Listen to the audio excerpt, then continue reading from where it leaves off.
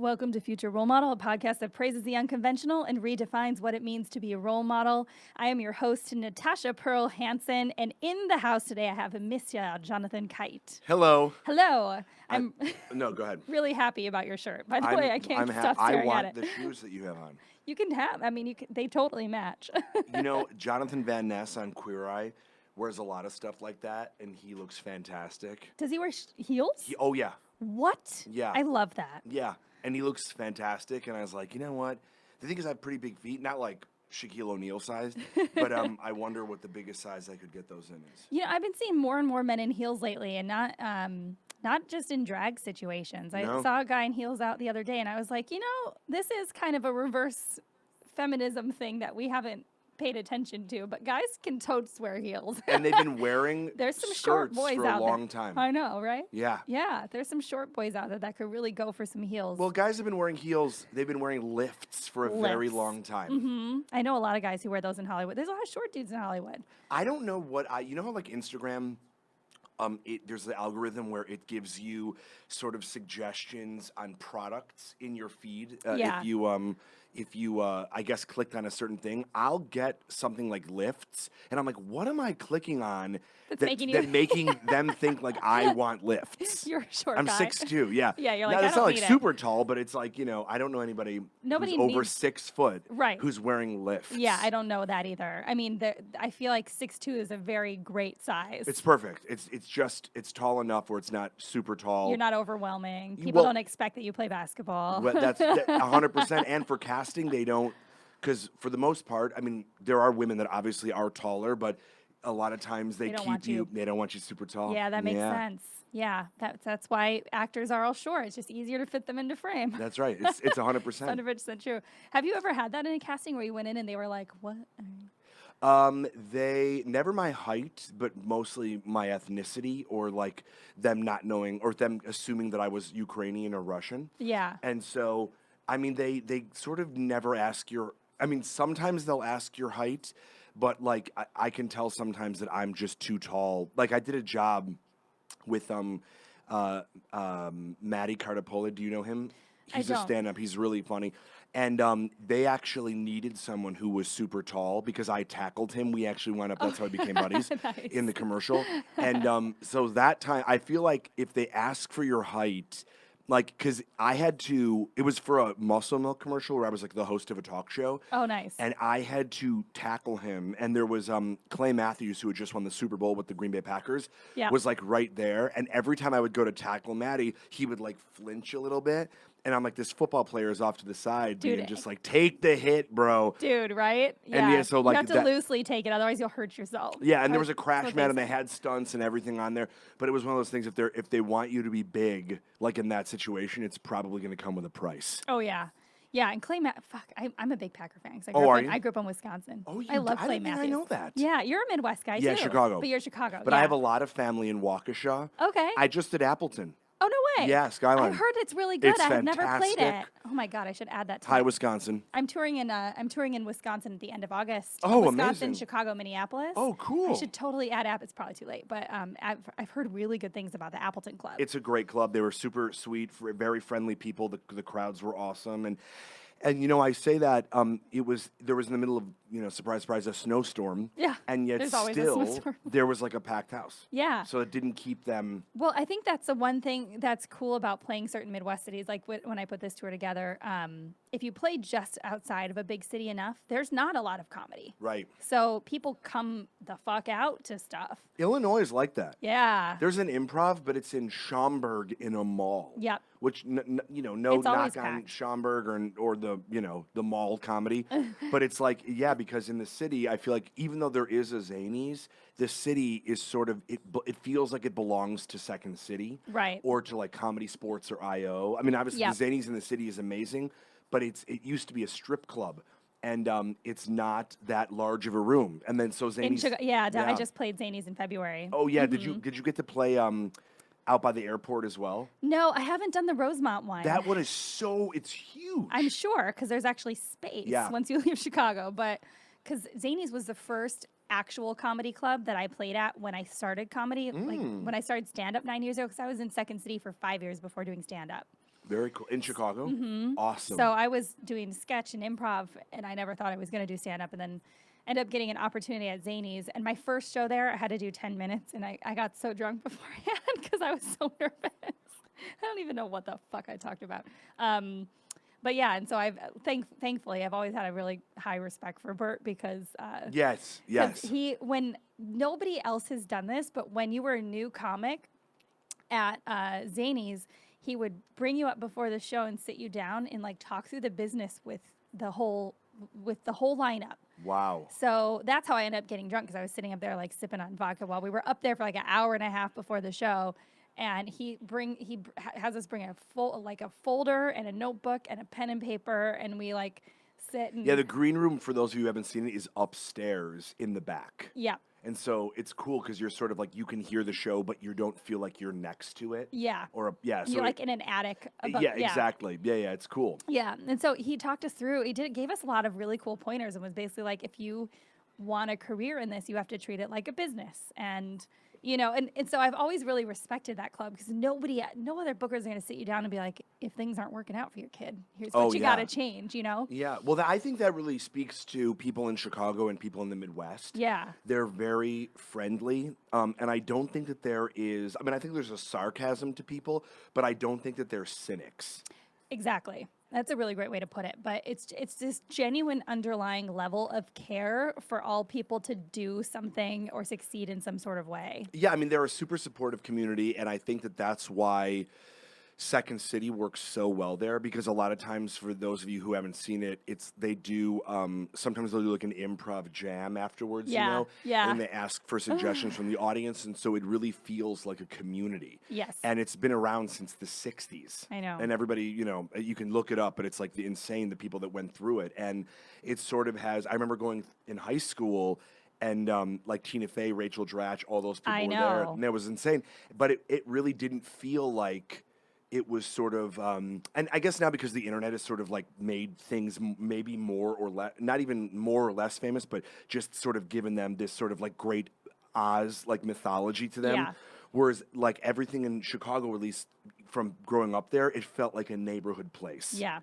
It is, and it's very like it's a brotherhood almost, or like a frat feeling without the gross parts of the frat. Yes, that's true. But when I started there, like I was just in the conservatory program, but I became friends with like Sam Richardson and Andy St. Clair and some of the people that were on main stage, and I like really looked up to them, but they didn't treat me like I was any less.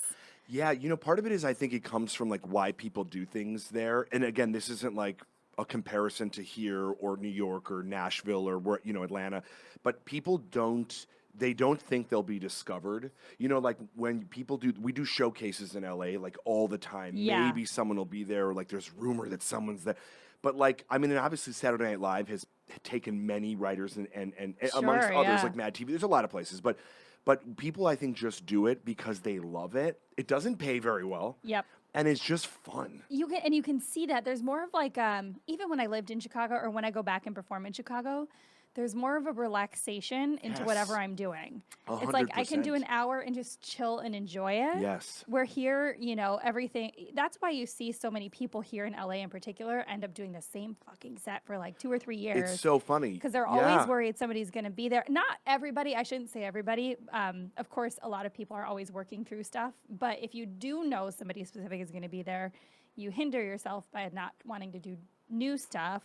I've been guilty of it too. Yeah, and it's funny is my agent came out, or my agent's assistant, but I consider her more than that because I know her. She probably does she does a lot. I mean, I love my agent, but I know this woman works her ass off, and I've known her for years actually. Yeah, and I was just lucky that we now are on the same team professionally.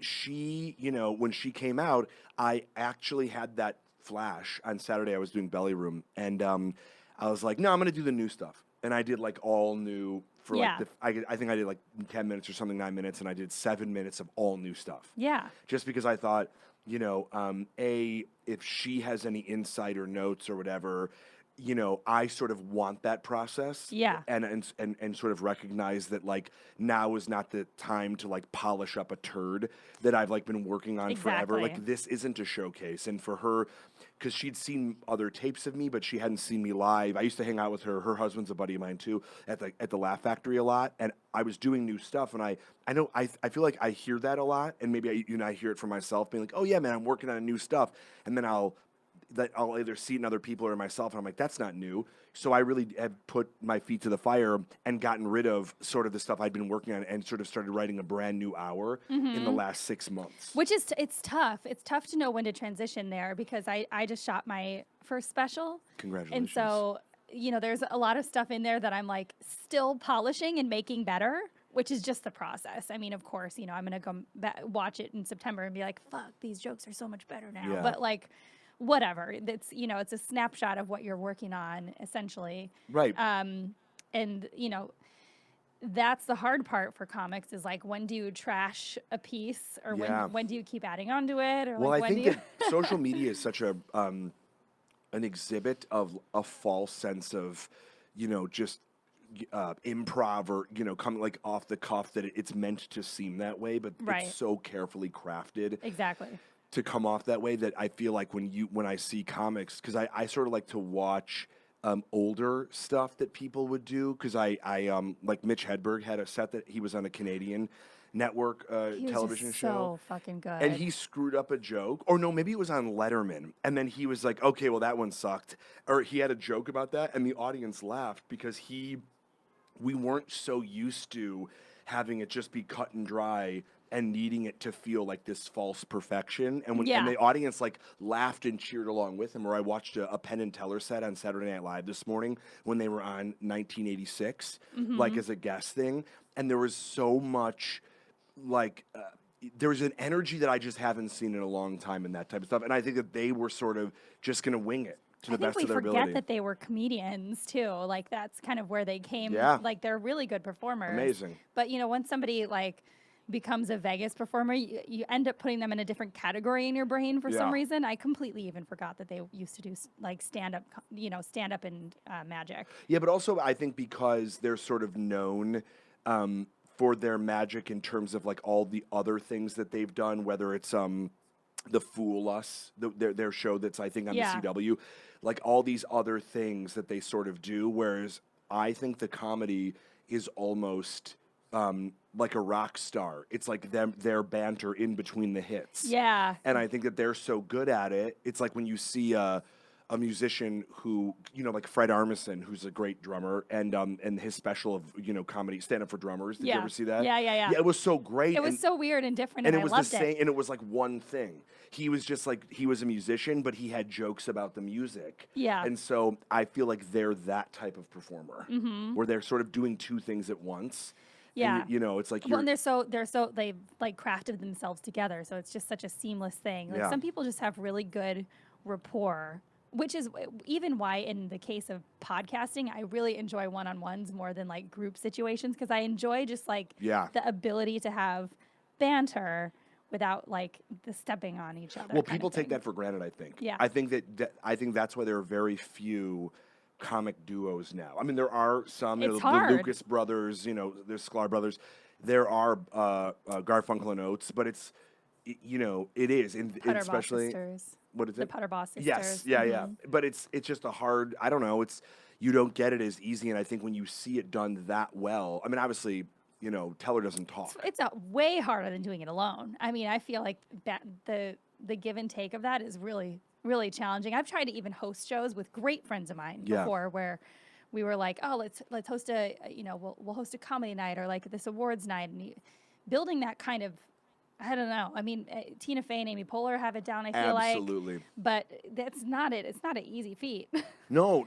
And you know what's crazy about it is that when you get it, like, I think there's so much examples of it, of people going like, I guess it works or it works enough. Like I always am reminded of morning radio drive time talk shows that are in the morning where they're sort of, they need to fill time. So it's so hard. I mean, obviously there are solo acts out there and talk radio, you know, like, I guess I think of like red state stuff, but it's like they sort of, conservative radio. But those mornings, because whenever I do stand up, I know you probably do press too for the shows.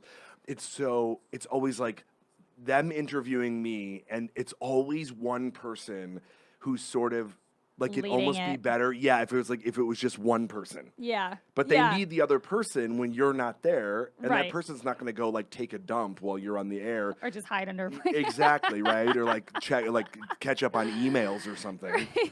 So it's hard, and like comedy duos, I feel like used to be so much, or comedy groups used to be so much more prolific, but they just don't seem. Well, like, I don't know. Did you ever see TJ and Dave in Chicago? No. Oh my God. Was it TJ Miller? No, TJ Jagodowski. No, I didn't. And Dave, did I pronounce that right? Check it out. Yeah. They're the Sonic guys. The guys that are always in the cars. Yeah, of course. So those guys have such a cool life. And here's why. Because they both refused to leave Chicago. They want to be permanently based in Chicago. But they have a Wednesday night show. I don't know if it's still on Wednesday nights, but it's just a 2-man improvised long form show that would sell out every single week. Sure. And they would teach here and there and do workshops. And then they have their Sonic deal. They make so much money on that deal. And that's what they do, those things. And it's fucking cool. So they have this massive cult following. I used to go when I was in Second City. They have their show at I.O. Yeah. And I wasn't an I.O. student, but I used to always go. We all kind of, all the improvisers were whores to the other places. Yeah. So it's a community. I'd go to I.O. on Wednesdays whenever I could get in. It was like $5 for a ticket. But even as a student, you had to reserve them ahead of time because it would always sell out. And these two guys would be on stage for 2 hours together, improvising long form. They play each other's characters. They tag each other in and out. I mean, it's just genius shit. Wow. And you watch these two work together and you're like, how do you build something like that? Yeah. It's got to be like 50% organic, 50% work. Absolutely. Well, it just takes time. It's to build that kind of polish on something that can't be polished because it's improv. It's like crazy. But did you do any Second City stuff or any improv when you were in Chicago? I did. I moved out here almost immediately after graduating. Okay. I worked with a guy named Joe Dempsey, who was a Second City alum and a teacher, and he was roommates with my high school drama department director and teacher, Timothy Ortman, and he was in the Second City scene, so he brought Joe in. I feel like I know the name Timothy Ortman. Yeah, he's big in Chicago, and then Tim Veach was another guy who was in that group, but we were very lucky to take advantage of all his relationships, and he would bring them in to teach us that we're working. Especially at that young of an age, I feel like amazing. that's so detrimental to know that that's a career in this is an option at a young age like that when you're a performer. And he was super supportive and at the same time very hard on us in a great way to sort of go, like this is the reality if you can't do this. And I absolutely would not be here today without him. So did you start performing when you were young? Yeah, I did.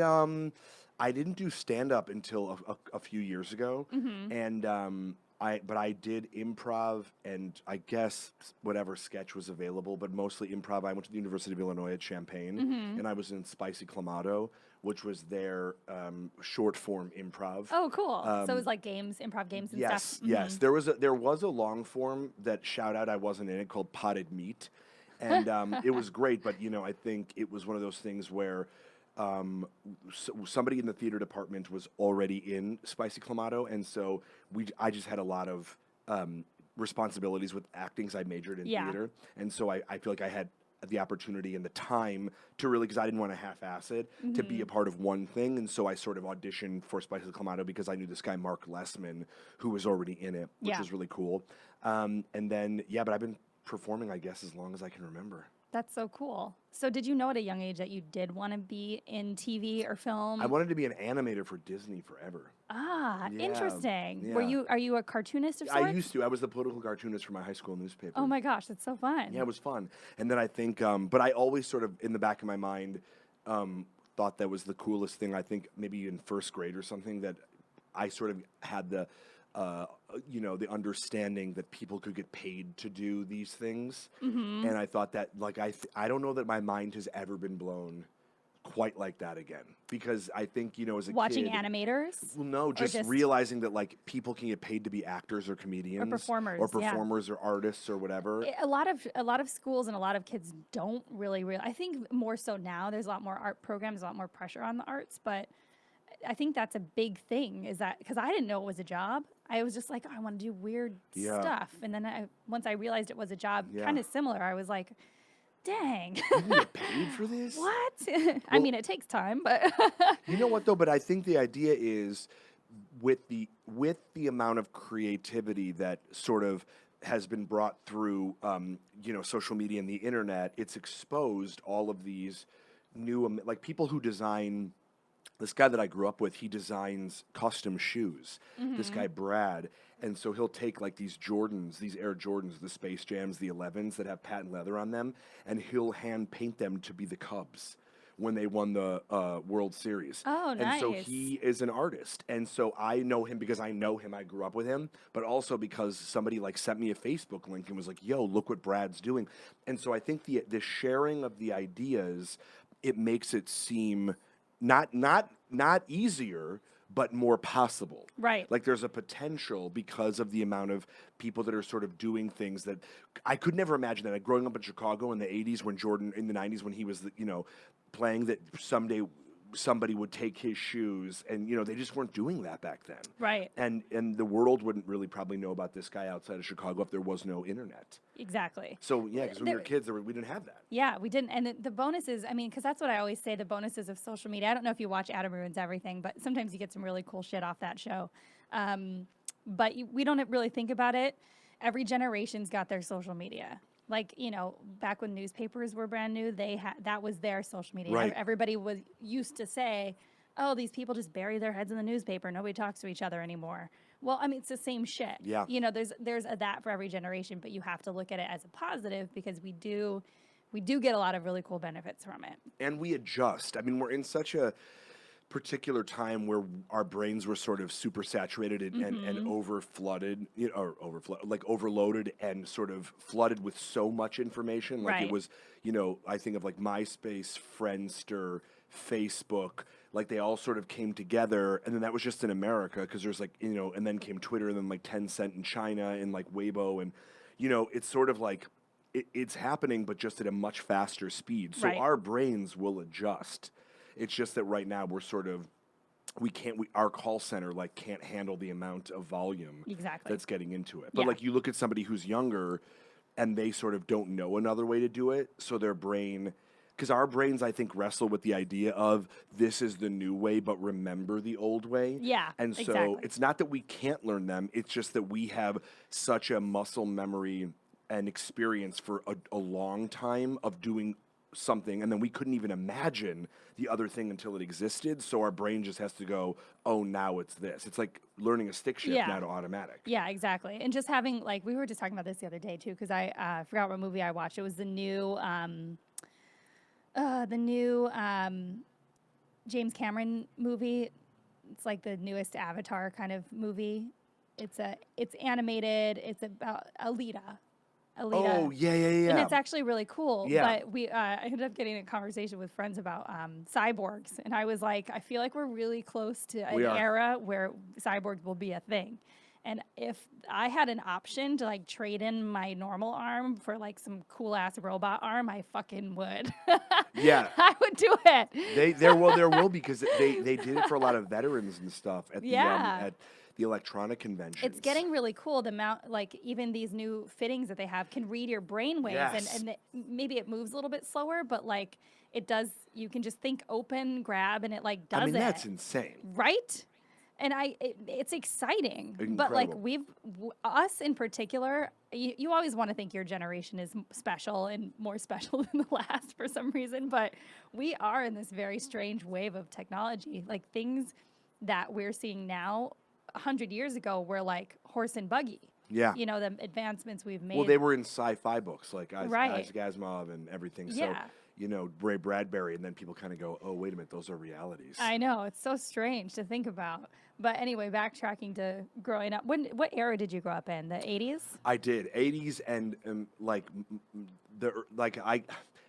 I like the 80s, but I think it's more of a I love the nostalgia from like Bill and Ted and Back to the Future and stuff, but Right. I'm really like a 90s kid. Yeah, I feel like I am too. I mean, because I was hitting my prime of who I was, in my upbringing, late 90s to early 2000s. Yeah, I would say the same thing. I really resonate a lot with that time. Yes. But in the 80s, did you have anybody that you watched, or any comedic forces or anything that kind of inspired you to want to go down that path? Or probably Robin Williams. Yeah. Yeah, Michael Keaton, Jim Carrey. Jim Carrey was certainly the 90s. Jim Carrey, yeah. But I saw Tom Hanks in Big, and I remember now that and The Burbs are my two favorite Tom Hanks movies. But I remember not liking Big when I first saw it, except for the part because I was so little that my mom and dad. It didn't make sense really. Yeah, and my parents were like, it was their first sort of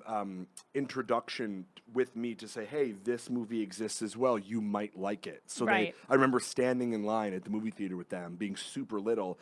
And then my parents they asked me, did you like the movie? And I was like, well, I liked when they, shot each other up with silly string.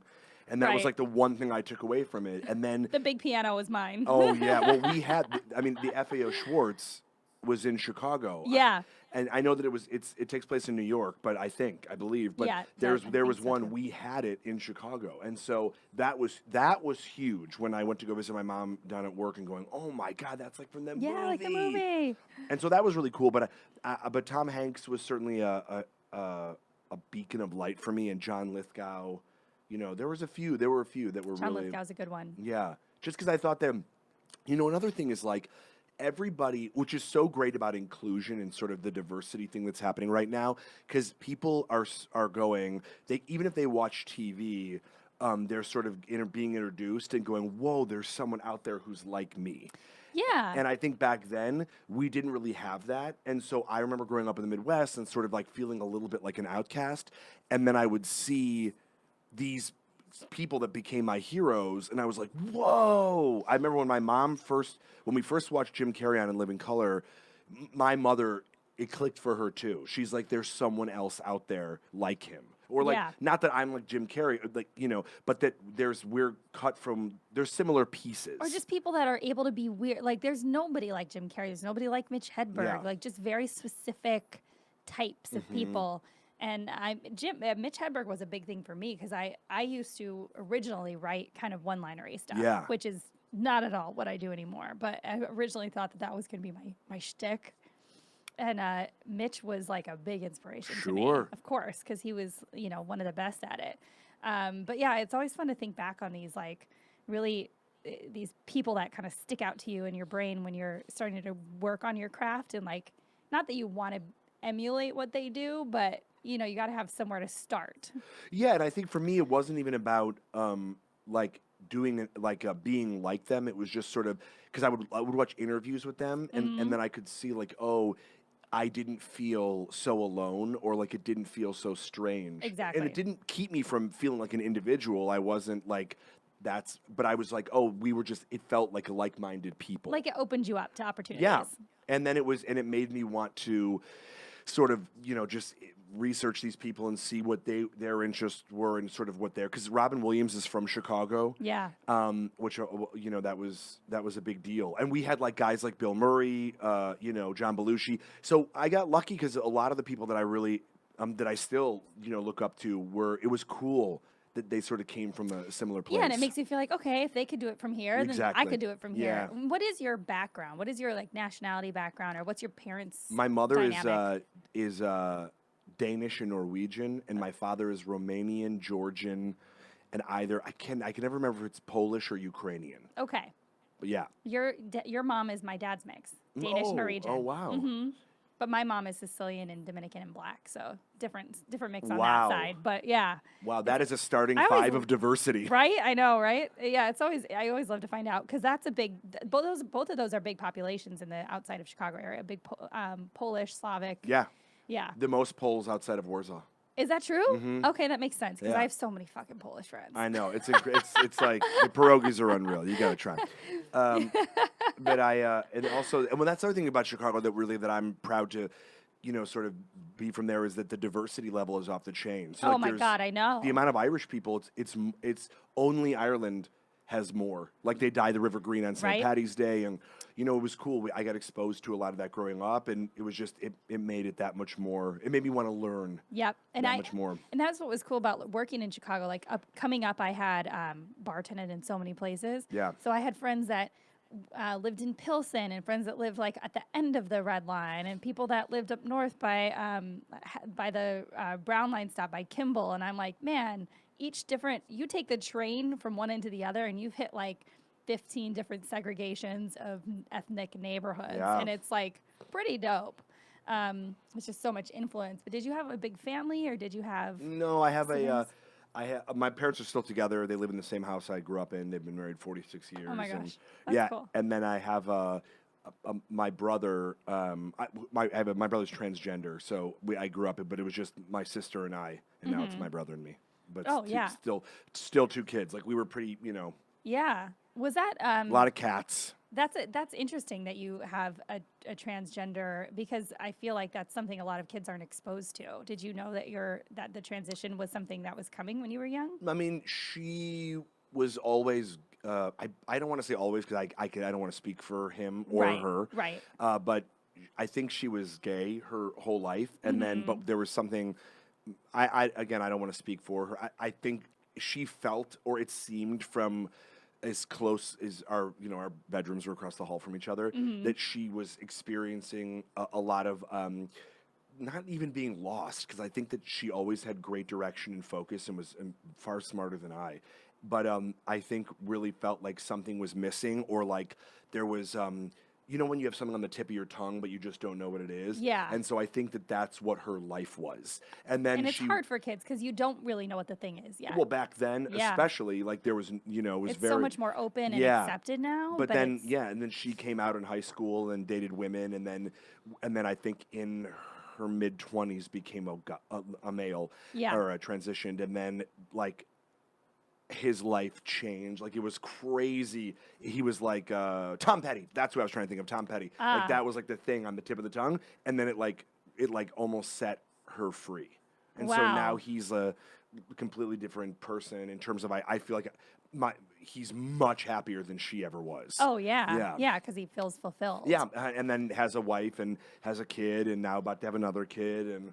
Dang, that's cool. Yeah. So that's cool, because I just haven't had a lot of guests who have been exposed to that side of, just seeing somebody transition like that in a close setting. For sure. I mean, and to be honest with you, like it wasn't that big of a deal. I started doing stand-up about it, but it was more to explain to people, because I not even took it for granted, but it just didn't feel like it's obvious. It's an interesting point, but I'm not. Whatever my brother wants to talk about, we talk about. But when we just had a family vacation up in Vancouver, like it's not. Whereas imagine that people who aren't as exposed to it or who haven't encountered it, it's sort of like the first question that they might have. Right. But for us, because like we obviously are his family, and it's not. It is a big deal, but I think it's a big deal because it made him happy. Right. But it isn't like I don't even think I never think about him as used to being a woman.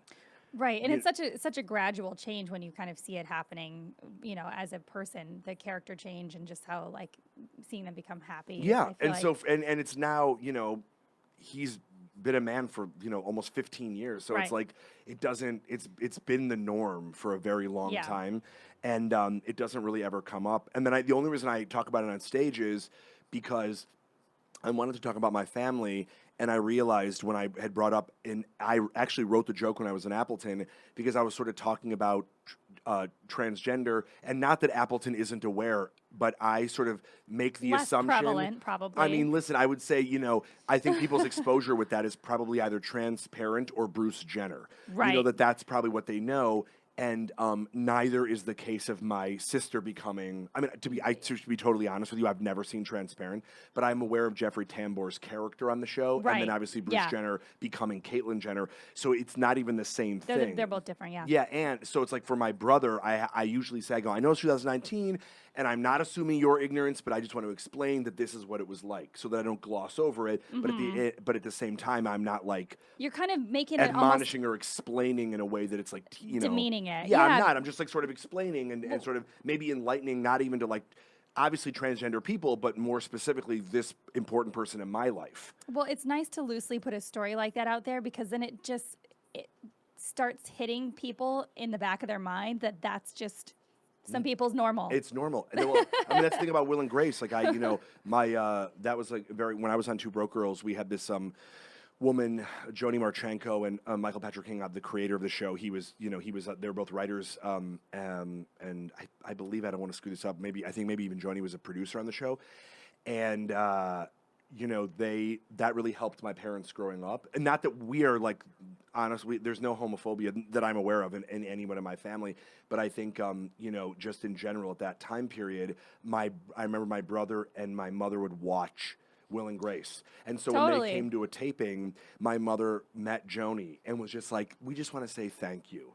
Because it was that's like, so cute. Because you'll always teach people with comedy more than I think. I guess maybe that's why I do what I do. This is my just opinion, that I think you'll always teach with comedy way more than you will the other way. And so people were kind of like, well, I don't like gays, but I'm like, but you like Will and Grace, right? You're like, yeah. Well, I go, Sean Hayes is gay, right? And you go, well, okay, I like that guy. So then you like slowly get them to realize that they like they like gays. It's not even about it's not even about that. It's just a person. That's what I mean. That's what I mean. Like, you don't like that he's gay or not gay. You right. just like him. Oh, and by the way, P.S. he's gay. Right. So then you're like, mathematics. It's like you then you don't, because like there was such a. That show obviously was received so well, which is why it's coming back. Yeah, no shit, it's so good. Yeah, They're all so good. My writing partner is a writer on it now, and it's cool because I get to hear like inside stuff about that. A show that really helped shape my family's understanding and even my brother's place in the world. And just a generation of this like mainstream, like it was the first show to really showcase that type of relationship. Yeah. For both men and women. Absolutely. So, I mean, and it was fun for me, and I had a bunch of gay friends growing up, starting when I was in, like, my early 20s, because once I moved to Chicago, that's where there was actually a gay population. For sure. Obviously. My brother lived in Boys Town forever. Yeah, my hometown in Stoughton, there was just, my one friend who's a lesbian, and I had one friend who's gay in college in Madison, and that's it, and, like, so I didn't really, but as soon as I came to Chicago, I was like, well, it was the most accepting population of people. Oh, yeah. And I got to perform, my first year and a half of stand-up was in Chicago, and I was given spots and shows all the time in the gay clubs because they loved strong women. Absolutely. I felt so fucking supported by that community. Yeah. Which is just really cool. It just goes to show you that, like, I don't know, it's just some of the people that, it's a choice for a lot of people to be a very scrutinized populace and choose to accept everybody regardless. It's so amazing because I've been watching the new Queer Eye, which I didn't. To be honest with you, I had not seen it before, and then I was over at my girlfriend's house, and she had it on, and she's like, "Oh, we're gonna finish watching this episode," and then it was so amazing because they go around, to like more conservative areas, I want to say, right. It was just really cool to sort of see the hardships that all five of them have gone through, and yet they're so positive and kind. I mean, it just shows you that you don't have to be a victim of whatever is placed on you. Absolutely. You can turn that around and always like show people love and compassion because you went through some hardship. Yes, 100%. And I feel like it's a lesson for a lot of people. yeah, but it's great. It's good that like that type of stuff is coming out now, and it's supported by such huge platforms as Netflix, so that if anybody wants to watch it, if they're curious, maybe they have questions or judgment or whatever, they can watch it and see, and it can like it's a nice intro. Yeah, exactly. Which is really cool. So it's fun to always come into comedy with a perspective like that too, because just whatever your perspective is, but obviously it's something different. It gives you more of a point of view, more of an ability to deal with hecklers, like whatever's in your back pocket that people don't expect from you. That's right. So when you started, so you moved to LA right when you were 18? Is that? No, when I got out of college. Oh, when you got out of college, when you were 22. Yeah. 22-ish. Yeah, and so I to be fair, I took a little bit of time off to save money, but I didn't do anything work related in terms of acting or stand-up or comedy or whatever, because I just gone through a conservatory program that was... In your college? Yeah, that was really amazing, and I just wanted to some guy who would be one of my mentors in college had given some great advice about going to live your life so that that's what you could pull from in your art. 100%. Because I think there's so much like, he would always he would always make like lovely jokes at us for being like these privileged white kids, and about how he's like, and he was a very there were a couple of kids I guess that identified as gay in the theater department, but he was funny because he was like this sort of he really treated everybody the same and was super hard on everybody, and he was gay. He is gay himself, and he was really just sort of instrumental in being like accept everything and experience everything. And I really learned that. I mean, I already had that, but to see somebody that I admired so much, who was so tough on me in a loving way, like really pushed me to do that more than I had even thought. Like I thought I was doing that, and then it's like, no, go even further. Yeah. It was like a really joyous and sort of freeing thing, and I'm really thankful for it. And then I think I wanted to just take that year to really just go like experience life. And like I moved back in with my parents, and I saved up every dime, and I really connected with friends, and I got a job at a restaurant, and just sort of like did whatever I sort of wanted, or sort of it just sort of scratched that itch. And then I moved out to LA, and then just really like pounded the pavement. Pounded the pavement as hard as I could. Did you have any insight? Did the people from Chicago help you transition to Los Angeles a bit? I will say yes and no. I mean, I think the work ethic I got from I'm lucky because my father has incredible work ethic, and my brother does as well. I'm not saying my mother doesn't, but my father is sort of this guy who like never stops working. Yeah. Because he retired earlier this year, and someone was like, "Oh my God, what is your dad gonna do?" And I'm like, the exact same thing. He has like 15 hobbies. He like never stopped. People are like, isn't he gonna be bored? I'm like, no, the job was probably getting in the way of his hobbies. Yeah. And so, and I feel like I'll be too. I love to be busy. Yeah, me too. I just can't sit around. Yep. And so I think like the work ethic was the most important thing that I learned. They didn't really have a lot of contacts out here. And now it's obviously completely different. There's so many people that I went to the university out here that are out here, and we have such a great community back and forth, and great dialogue going. But at the time, I think there were maybe like a couple people that I didn't know super well that were out here, and thus when I came out here, no. So I moved out with two buddies. We went on a road trip, and we caravanned out here, each in our car, whatever we could take. And there's this guy who was sort of instrumental in everything. There's a guy by the name of R.I.P. Max Alexander, who was a comedian, a very funny, loving man who was hitting on my friend Dave in Vegas. And my friend Dave, who moved out here with us, a very good-looking man. And Max was sort of, chatting him up, and Dave was like, "Hey, I really like you. I think you're great. I'm moving out to LA. Maybe we can, hang out." He goes, "I just want to be clear with you, and like, I'm straight, but I really like you." And Max was like, "I appreciate that, and my offer's still good. When you get out there, come see me." And so we walked out there, and I swear to God, without Max Alexander, I would not be sitting here today. Like, that guy helped us so hard, and he was like the first real mentor and friend that I had when I was in LA. That's awesome. He was such an amazing human being, and he was sort of famous for helping people out. And like a lot of people, I think there's like a hidden like something in there. Nothing in return. Isn't that so nice? I mean, it's so rare that you find a human like that just wants to help without having an agenda of some kind. Yes. And it's such a rare thing in people as it is, let alone people that work in entertainment. 100%. And he'd been doing it forever. And so when he needed a kidney transplant, they had the Directors Guild, they threw him a fundraiser, the charity show, and every comic who actually came out and say, "Do you understand how many times we get asked to do this?" And we never do. It was like Ray Romano, Jay Leno. I mean, it was literally like the biggest names in comedy. Wow. And they said, "We get asked to do this stuff all the time, but it's like the truth is we don't have time." But they started with a story about Max Alexander, and they were like, "We will do it."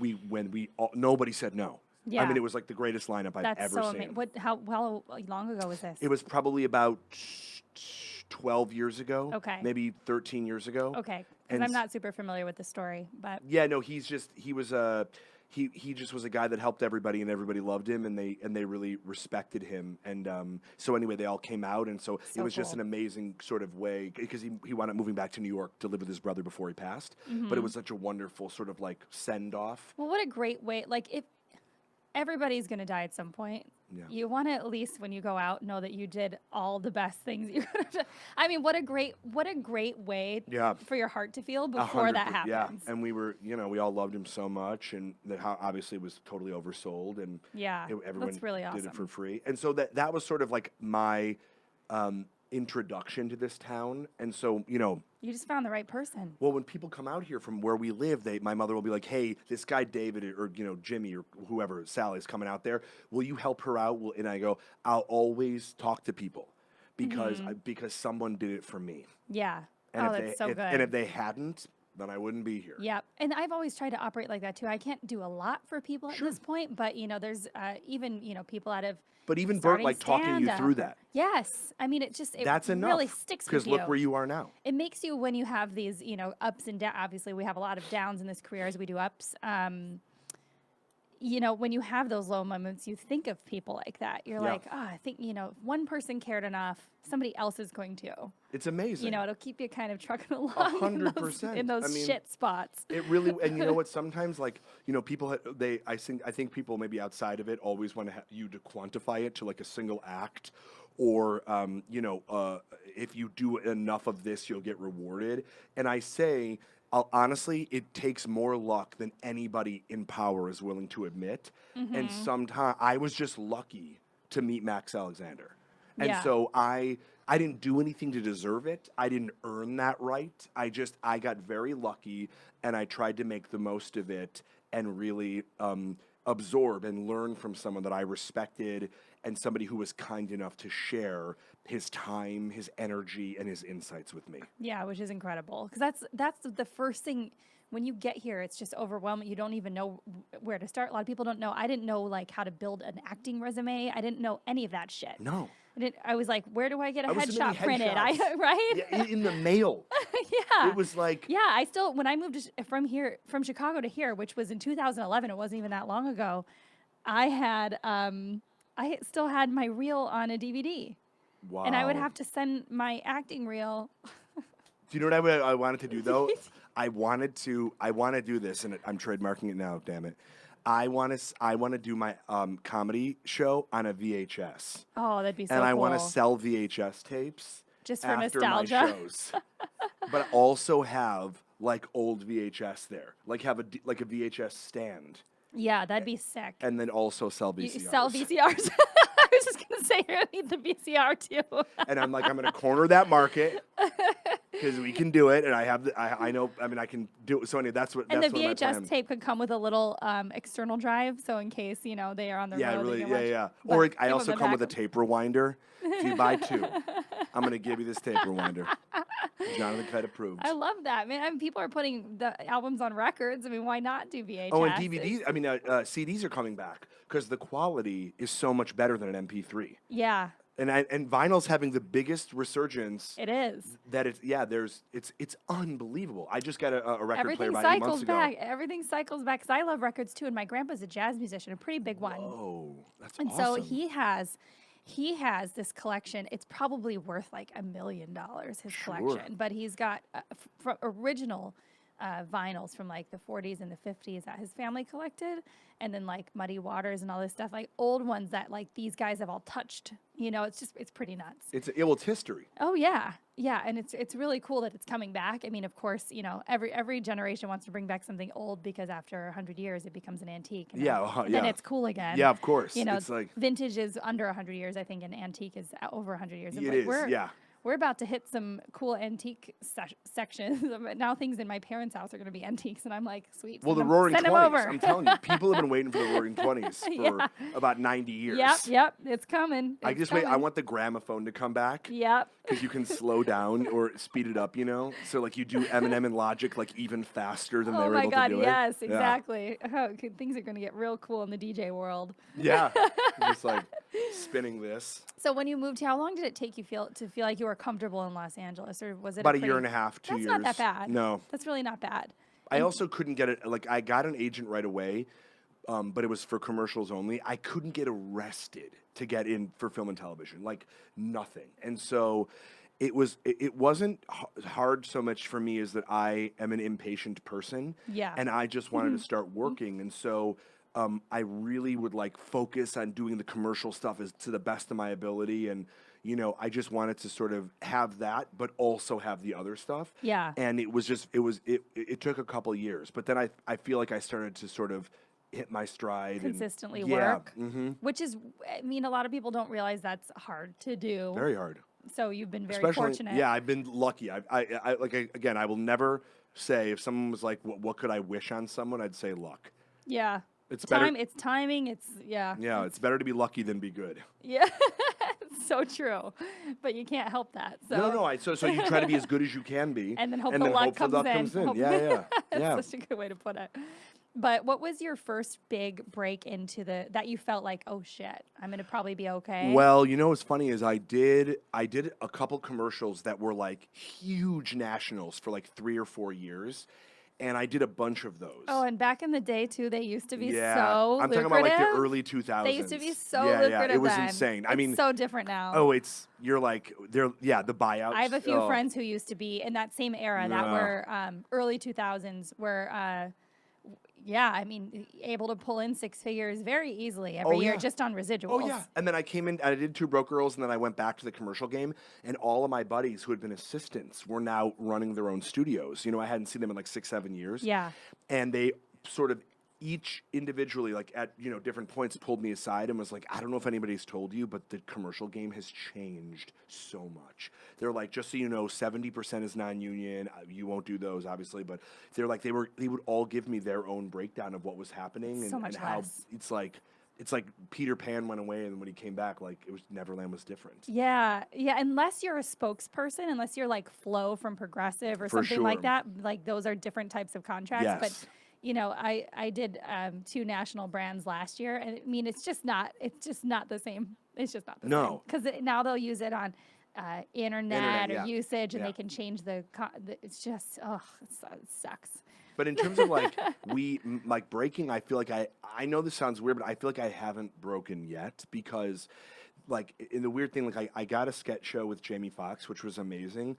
But we aired and stuff, and that was the one thing that everyone's like, yo, you're gonna be, like whatever their fantasy was about it, or their epitome of success and fame was. Yeah. And then it was very good, and it was an incredible experience, and it sort of it came and went, and then I got right afterwards, I got 2 Broke Girls, and that was huge and so amazing, and that came and it went, and it was, people thought I was Ukrainian, and so it's sort of like, and I think nowadays, unless you're even like Tom Cruise is doing Maverick, like Top Gun 2. So it's like you sort of don't get to rest on your laurels the way that I imagine that people used to with all of the residuals that came in the 90s. Sure.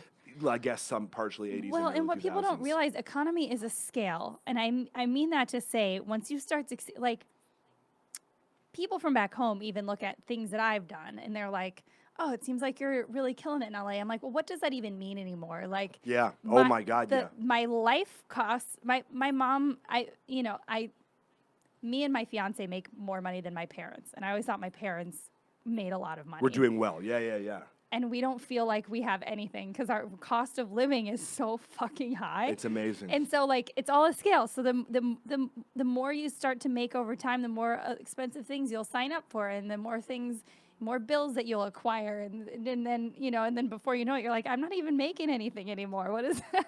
And that's the thing, is it's so perception even if versus you're Tom reality. Cruise, you've got your estate is probably like how much overhead a month. Like, you don't realize that, but like, people are always scared to keep the amount of work that they've once had, because their life now generally costs something that reflects that level of work. Yeah, especially the more famous you get, where the expectations are higher. Yeah. Like, I think of Nicolas Cage, who I love so much. He was going broke from paying the property taxes on castles. Is the mic on? Property taxes on castles. Can you imagine that day? It's like people who owned castles didn't pay property taxes. They took the property taxes. Yeah. They like, took the castle. Yeah, like it's unbelievable to me. Or That's Elton funny. John was going broke because of all the houses he had all over the world. He had fresh flowers put in them every single day in all the houses, and it was like that's like $1 million a day. it's like insane. Fresh flowers are excessively expensive. I mean, yeah, and who know how many, if it looked like a funeral procession or whatnot. Or, yeah. I mean, but it's like. It's a skill. It is. So, everything is. And so what I try to do is I try, to the best of my ability, and I'm sure some people would think I'm bougie and other people don't, I try to live modestly within my means. I still live in the same place. I drove the same car forever until it literally got so hot a couple years ago that the engine cracked. I just got air conditioning a year ago. Yeah, see? Yeah, I mean, you just try to live within your means. Like, and I'm not miserable. I'm saying I'm not living paycheck to paycheck.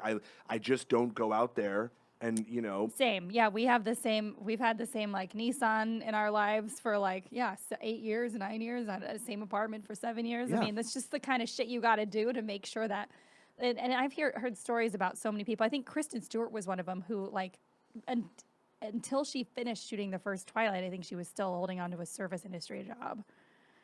Well, I can tell you, I had nationals going forever, and I didn't stop doing commercials until right before the Jamie Foxx sketch show. It was like in 2010. Mm-hmm. And I had been doing nationals for like 8 years. Yeah. And I didn't need the job. But it was one of these things where I was like, I can't leave. You never know. You never know when it's going to stop. So you Yeah. always have to be like, thinking forward. Well, what are you thinking you want to do next? Like, what's the next chapter for you? Or when do you feel like you're going to actually, in your mind, break? I don't know. I mean, such a weird word because it doesn't. It means so many different things to different people. Like, like a Tiffany Haddish type of situation isn't very common anymore. Totally. And I don't mean that to say that she didn't put the 15 plus years in For beforehand. Sure. But to blow up to overnight. That level is really unheard of anymore. The overnight success that everybody, because we all know her and have known her forever. Well, and I've looked at somebody like Natasha Leggero as like an icon to me in a way because she's had a really cool. I've been watching her career, and Lake Bell and some of these women who've had a slow build, but it's been a cool one. They choose really cool projects. Sure. And it took a while for those names to become household names, but once they do, they stick. And there's something very special about that these people just they did it on their own terms. They did it on their own terms, and it's fucking cool.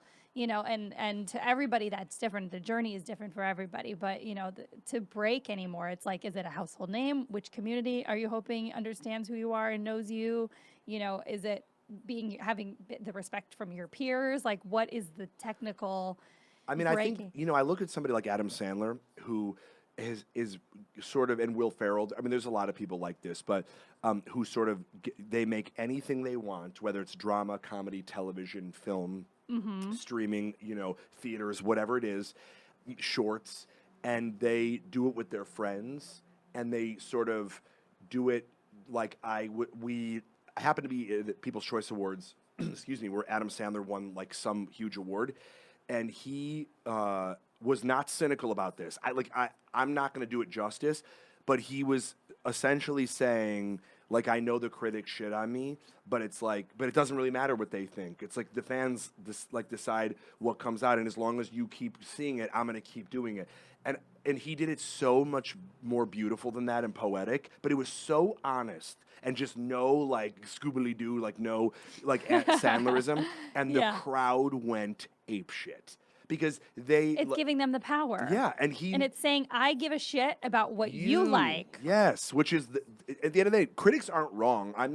I don't have any sympathy or I have no if I've been reviewed badly on things that I don't think like fuck you don't know shit about life, and that's your opinion. I just think like it's nice when somebody has become so famous where regardless if people don't like them, like Joe Rogan's another thing, and I do think that Joe Rogan and Sandler are beloved by millions and millions. Oh yes, but it's like they are so themselves in every way. And, like the fact that Rogan can have like a 3-hour plus podcast and people listen to them, it's like, well, then that's what he feels like doing instead of having somebody go, the critics are like, felt a little long. They're like, well, then good, stop listening because the rest of us are enjoying it. And it's like, that is such an amazing. And his career is so cool as it is just because he's really stuck to, he's turned down a lot of shit just because he was like, I didn't I'm really happy with what I'm doing, and I have time for my family, and like, absolutely, it's so admirable. And I think those are the type of guys that I look up to. Same. People who can really, you know, do whatever they want to do, despite box office results or critical acclaim or or you know, being panned. Yep. That it doesn't matter. At the end of the day, they have a strong enough either message or identity or brand, whatever it is, that people just go, I connect to that. Yep. And people look at him, you know, people like that especially, and say, he never sold out. He never just did a bunch of, and people don't get sick of you. You know, it's amazing. Some people you get sick of because they're just around forever. Too much. And you're like, go away for a second. Make everybody miss you. Yeah, absolutely. And when they do, you know, it's crazy because Sandler sort of did that, and then he came out with stand up. Yeah. And I got to see it. I was on a show, a charity show with, you know, Rebecca Corey. She does that amazing Pipple charity. Yeah. Yeah. So a couple of us were, I think it was like Whitney and myself, and so I don't know. It was a great line. It was super fun, and like, you know, we were there for. And I love dogs. Whit loves dogs, and then at the end she was like, "Oh my God, Kaylee Cuoco was the host," and she's like, "This is so weird, but like he just stopped in. Do you guys want to see Adam Sandler?" And like he hadn't done anything on the road. I hadn't seen him at a club yet, and he used that as like his announcement sort of back into that world. And this guy got on stage with him and started playing piano, and he just started singing off of sheets of notebook paper. And it was like, and you could just tell that this thing, whatever it is on stage, was loved by every single person there. Yeah. And not that I want the love, but it's like you just appreciate somebody who really did things their own way, who got panned his whole fucking career, but he still did it his way. Yeah, and people said a lot of bad shit about him with his movies. A lot, but you know what? He kept doing him. Well, and I loved watching his movie. I mean, he was such an icon to our generation, you know, with everything that he was doing with Happy Madison. And I'm like, fuck it. And it's inspiring because you look at what you're doing and you're like, well, whether anybody thinks it's the coolest thing or not, you can just do your own thing. Do you. And if you do your own thing long enough, you'll connect. Everything weeds out, you know, and you'll find the right people and they'll find you, and it just works. So that's what I want. I want to be able to do my own brand without compromising. That's amazing. And you said you have a writing partner. Do you have any shows that you're pitching or anything like that coming We up? do. I actually have 3 writing partners for separate sort of, one does more movies, one does more TV, and one is more stand-up. And so we sort of, you know, and it allows me to sort of shift gears and sort of like never get tired of anything because I just keep moving. That's cool. And so, No, I'm excited. I'm excited to hear about all that. Anything you want to plug coming up? Tours? Anything like that? I'm doing Spokane, Washington.